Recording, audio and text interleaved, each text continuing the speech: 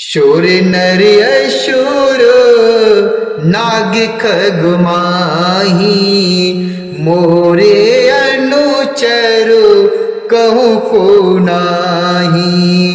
खर दूषण मोहे सम बलवंता, तिन्हि कुमारे बिनु भगवंता। शूर रंजनु जनु मही भारा, जो भगवंत लीन अवतारा। तो में जाई बे रूहट करऊं, प्रभु शर प्राण तजे भवुतरऊं। प्रभु शर प्राण तजे भवुतरऊं। वह मन ही मन विचार करने लगा, देवता, मनुष्य, असुर, नाग और पक्षियों में कोई ऐसा नहीं जो मेरे सेवक को भी पा सके। खर दूसर तो मेरे ही समान बलवान थे, उन्हें भगवान के सिवा और कौन मार सकता है। देवताओं को आनंद देने वाले और पृथ्वी का भार हरण करने वाले भगवान ने ही यदि अवतार लिया हो तो मैं जाकर उनसे हठपूर्वक बैर करूंगा और प्रभु के बाण के आघात से प्राण छोड़कर भवसागर से तर जाऊंगा। हो ही भजनु ना तामस देहा, मन क्रम बचन मंत्र दृढ़ एहा। जो नर रूप भूप शत को, हरि है नारे जीत रन दो। हरि है नार जीत रन दो। चला अकेल जान चढ़ित है वा, बस मारीच सिंधु तट जयवा। यहाँ राम जैसे जुगत बनाई, सुनहु माशो कथा सुहाई। यहाँ राम जैसे जुगति बनाई, सुनहु उमासो कथा सुहाई।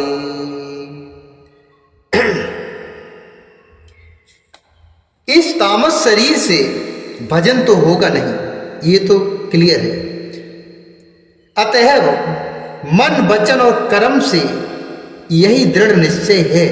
और यदि वे मनुष्य रूप कोई राजकुमार होंगे तो उन दोनों को रण में जीतकर उनकी स्त्री को हर लाऊंगा।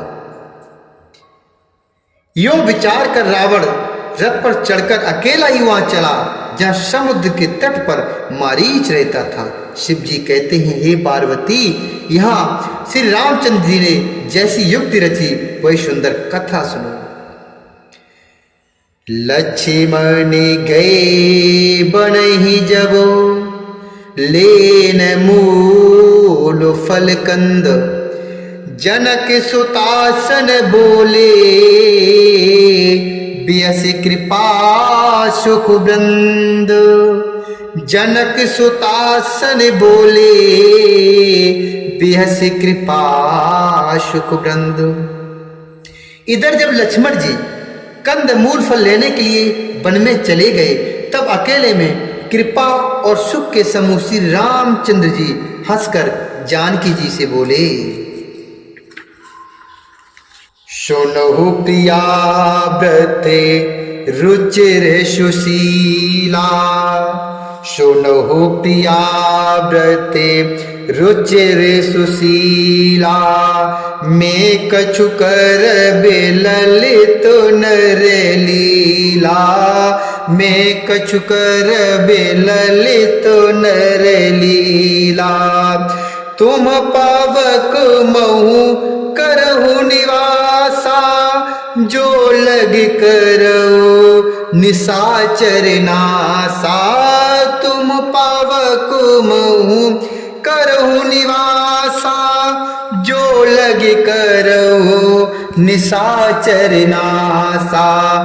जब ही राम सबु का बखानी, प्रभु पदुधर ही अनल समानी। निज प्रतिबिंबो राखतहि सीता, तैसई शील रूप शुभनीता। निज प्रतिबिंबो राखतहि सीता, तैसई शील रूप शुभनीता। तैसई शील रूप शुभनीता। भगवान प्रभु श्री रामचंद्र जी ने माता सीता जी से कहा, हे प्रिय, हे सुंदर, पातिव्रत्य धर्म का पालन करने वाले सुशीले, सुनो, मैं अब कुछ मनोहर मनुष्य लीला करूंगा।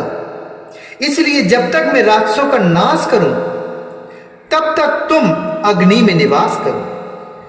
श्री राम जी ने ज्यों ही सब समझाकर कहा, त्यों ही श्री सीता जी प्रभु के चरणों को हृदय में धारण करके अग्नि में समा गई। सीता जी ने अपनी ही छाया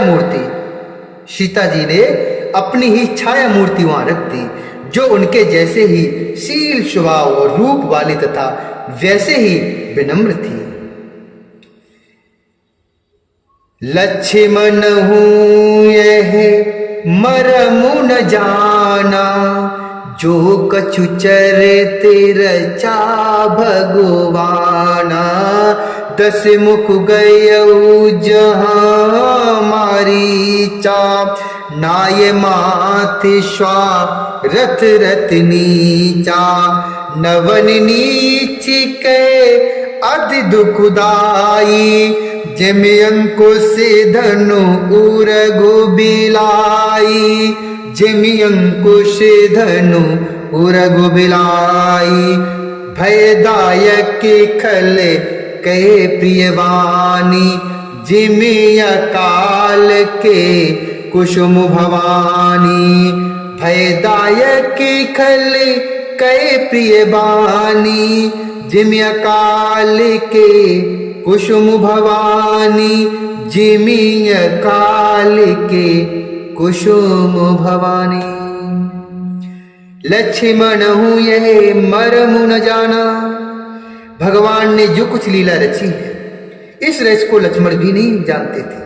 उनको भी इसके बारे में कुछ भी पता नहीं था।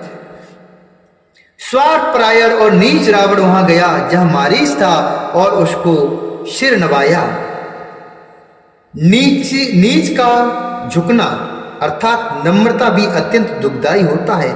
जैसे अंकुश, धनुष, सांप और बिल्ली का झुकना। हे भवानी, दुष्ट की मीठी वाणी भी उसी प्रकार भय देने वाली होती है जैसे बिना ऋतु के फूल। कर पूजा मारीच तब, कर पूजा मारीच तब, सादर पूछी बात। कवन हेतु मनु व्यग्रयति, अकुशर आयहु तातो। कवन हेतु मनु व्यग्रति, अकुशर आयहु तातो। तब मारीच ने उसकी पूजा करके आदरपूर्वक बात पूछी, हे तात, आपका मन किस कारण इतना अधिक व्यग्र और उदास है और आप अकेले आए हैं, क्यों? दश मुख सकल कथा ते आगे, कही सहेत अभुमान अभागे। ओहु कपटु मृग तुम छलकारी, जे विधु हरि आ